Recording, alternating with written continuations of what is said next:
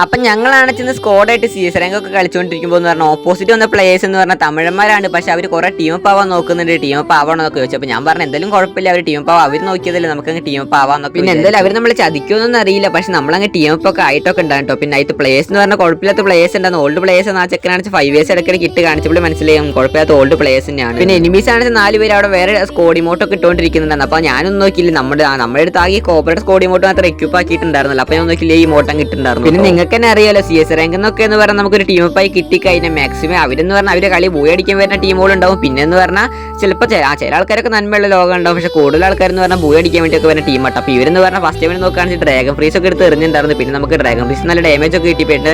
പെട്ടെന്ന് നമ്മളങ്ങ് ചത്തുണ്ടായിരുന്നു. അതിന്റെ ചെക്കന് നോക്കുകയാണെന്ന് വെച്ചാൽ കുഴപ്പമില്ലാണ്ട് ഒരു ഏസ് ഒക്കെ അങ്ങ് കിട്ടിയിട്ടുണ്ടായിരുന്നു. ഇവരുടെ പ്ലാൻ എന്ന് പറഞ്ഞാൽ ലാസ്റ്റ് സോൺ ആക്കുക, പിന്നെ അതിൽ ഒരു ചെക്കനാണെന്ന് അങ്ങ് ഓരോട്ട് ജയിപ്പിക്കാൻ നോക്കുക.